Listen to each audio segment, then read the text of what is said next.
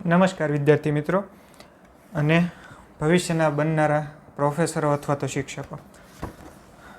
આ છે મારું જીસેટ લાઈફ સાયન્સનું રિઝલ્ટ જે મેં પાસ કરેલી છે 2024ની સાલમાં. તો પ્રથમ પ્રયત્ન છે એ પાસ કરેલી છે. ઘણા એવા છે જેમને પાસ કરવાનો એક સપનું છે. તો એ કઈ રીતે થઈ શકે, કઈ બુક લિસ્ટ જોઈએ છે, આવનારી નવેમ્બરની જીસેટ પરીક્ષા છે એમાં તમે શું કરી શકો જેનાથી થોડુંક તમે પરફોર્મન્સ છે એ તમારું સુધારી શકો, બીજાથી અલગ થઈ શકો, એની માટે આજ થોડીક હું સૂચનાઓ આપવાનો છું. બુક લિસ્ટ કઈ છે, મારી પાસે પણ એક બુક હતી સ્પેસિફિક, મેં એક બુક આ ફોલો કરેલી છે. કઈ બુક છે એ હું તમને જણાવીશ.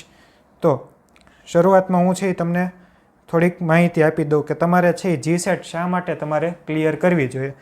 અને આ ખાસ જોડાઈ જજો, બીજે ક્યાંય ના જોડાવ તો કાંઈ નહીં, મફત તો કરો ગડબાવ. જીસેટ શા માટે ક્લિયર કરવાની છે? જો રાષ્ટ્રીય કક્ષાએ યુજીસી નેટ અને સીએસઆઈઆર નેટ એવી બે એક્ઝામો આવે છે. સાયન્સ લેવલના જે કંઈ હોય છે એ સીએસઆઈઆર નેટ લે છે, જ્યારે અન્ય બે સ્ટ્રીમ છે એમાં યુજીસી એનટીએ નેટ લે છે.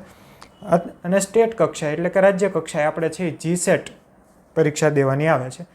કોઈ પણ આપણે રિસર્ચ કરવી હોય, પીએચડી કરવું હોય તો એની માટે એક એન્ટ્રન્સ ટેસ્ટ કહી શકો એ રીતે હોય છે.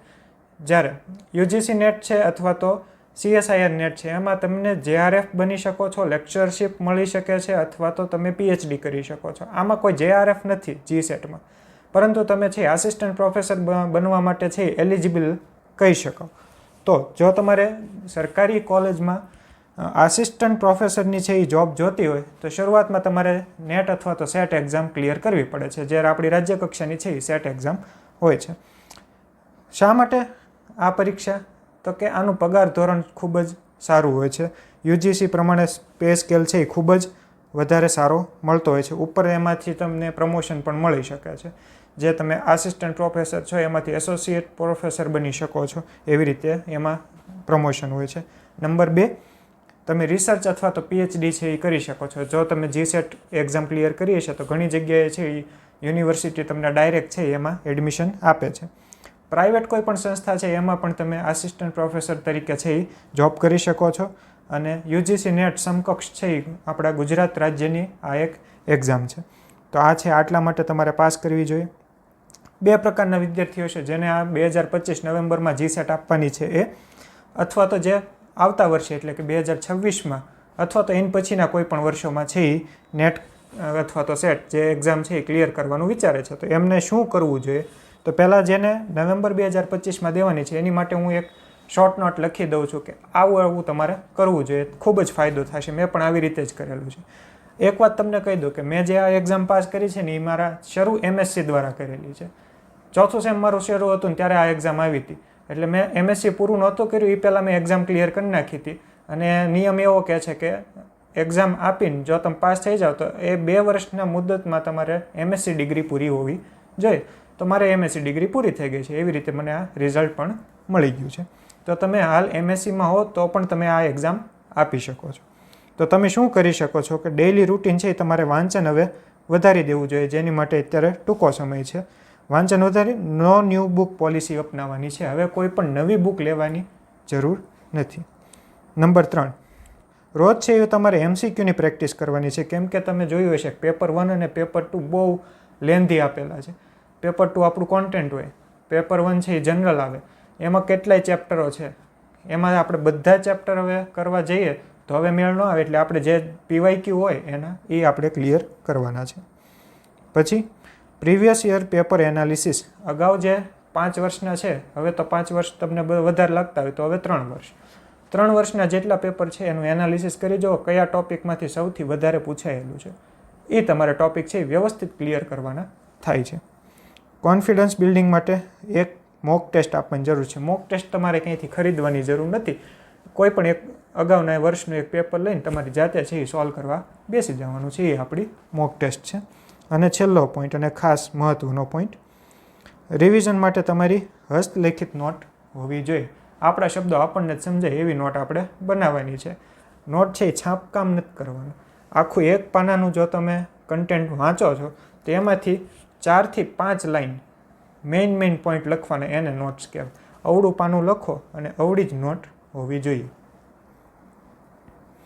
હવે જે નવા છે એની માટે વાત છે કે જેને હવે ભવિષ્યમાં સેટ એક્ઝામ ક્લિયર કરવાની છે. તો હું એને પેપરનું માળખું કહી દઉં કે 2 પેપર હોય. એક પેપર હોય પેપર 1 જનરલ, પેપર 2 એ તમારા જે તે વિષયનું હોય, Gujarati, history, political science, commerce અથવા કોઈ પણ.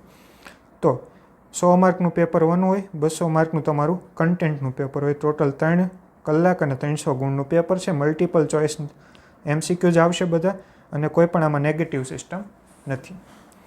તો હું એવું કહેવા માગું છું, અહીંયા ટિપ્સ આપીશ કે તમારે 300માંથી 300 માર્ક લાવવાના છે. ના, આપણે કંઈ ટોપર એવું બનવું નથી. આપણે AIR 1 ઓલ ઇન્ડિયા 1, આપણે તો હવે ગુજરાત આવશે તો ઓલ ગુજરાત 1 રેન્ક લાવવો છે? ના, જરૂર નથી. આપણે પાસ કરવાથી મતલબ છે. તો બધા જ ચેપ્ટર કરવાની જરૂર છે? ના, બધા જ ચેપ્ટર કરવાની જરૂર નથી. Do best in your best.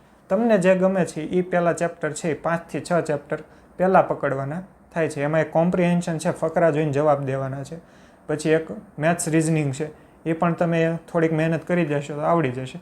Teaching aptitude છે, રિસર્ચ એપ્ટિટ્યૂડ છે, એ તમારે બેમાંથી વધારે મહેનત માગશે. પછી એક છે એ ICT ચેપ્ટર છે, કમ્પ્યુટર વિશેનું જ્ઞાન છે. તો આ બધા વધારે મહેનત માગશે. જે વધારે મહેનત માગે એ પહેલાં કરવા જોઈએ.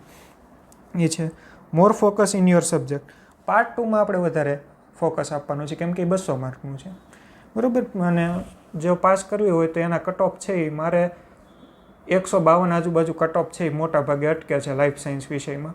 મારે 188 આવેલા છે.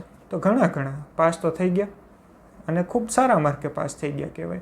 તો આપણે પાસ થવાથી મતલબ છે, એક સાથે 300માં 300 લાવવા મતલબ નથી. તો આપણે છે એ મોટા ભાગનું ફોકસ આપણા પાર્ટમાં કરવાનું. આપણો જે વિષય છે એ આપણને આવડવો જોઈએ, આપણું કન્ટેન્ટ ભેગું રાખવાનું. અને શું કરવાનું? PYQ જ કરવાના છે. હવે PYQમાંથી મોટા ભાગે છે તમને કોન્સેપ્ટનો આઈડિયા આવી જશે કે કઈ રીતે આપણે તૈયારી કરવી. બુક લિસ્ટ આપેલું છે, આમાં ચેપ્ટર વાઇઝ અલગ અલગ બુક આપેલી છે. એક અરિહંત પબ્લિકેશન છે, સારી બુક આવે છે, અને એક KVS મદાન. મેં કઈ વાપરેલી છે હું તમને બતાવું. આ UGC નેટ KVS મદાન, એમાં ચેપ્ટર છે, બધા ચેપ્ટર વાઇઝ છે. અહીંયા અનુક્રમણિકા આપેલી છે, બધા પેપર 1ના ચેપ્ટર છે એ આવી જાય છે. અને ઇંગ્લિશ હિન્દી બંનેમાં આવે છે. મેં ઇંગ્લિશ પ્રિફર કર્યું હતું, કેમ કે મારે છે એ CSIR નેટ અને GSET બધું છે ઇંગ્લિશમાં છે, કન્ટેન્ટ પણ ઇંગ્લિશમાં છે. તો એ માટે બધું ઇંગ્લિશમાં જ મેં કર્યું હતું, અને બહુ ઇઝી આવે છે. તો તમે બીજું શું કરી શકો?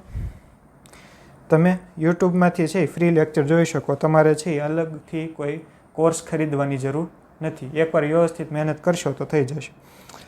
બુક મેં હિન્દી નહીં પણ ઇંગ્લિશ લીધેલી છે. યુટ્યુબમાં જ તમે PYQ જોઈ શકો છો. PYQ ઉપરથી કોન્સેપ્ટના નામ યાદ રાખવાના છે. બધા કોન્સેપ્ટ લખી નાખવાના, કયો મુદ્દો આપણે શીખવાનો છે. એ મુદ્દો છે એ તમારે યુટ્યુબમાં જવાનું અને સર્ચ કરવાનું. હિન્દી હોય કે ગુજરાતી, તમારે કોન્સેપ્ટ સમજવાનો છે. કોઈ પણ વિડીયો છે વ્યવસ્થિત તમારે ગોતવાના છે. 1 શોટ વિડીયો નથી જોવાના, એટલે કે આખો 11 કલાકનો 12 કલાકના લેક્ચર આવતા હોય એવા નથી જોવાના. આપણે મેઇન પોઈન્ટ 5 મિનિટનો જે વિડીયો હોય, 5 થી 10 મિનિટનો, એ વિડીયો પકડવાનો છે ને એ આપણે જોવાનો છે. તો આવી કંઈક માહિતી છે. હજી કોઈ ડિટેલ માહિતી જોતી હોય તો કોમેન્ટ કરજો, એનાથી છે હું તમને વધારે ગાઈડન્સ આપી શકું. ઓકે, તો માહિતી ગમી હોય તો લાઇક, શેર, સબસ્ક્રાઈબ કરજો. અને શિક્ષણ અનુકૂળ કોઈ પણ વિડીયો છે તમારે અથવા તો જાણકારી જોતી હોય તો કોમેન્ટ કરજો.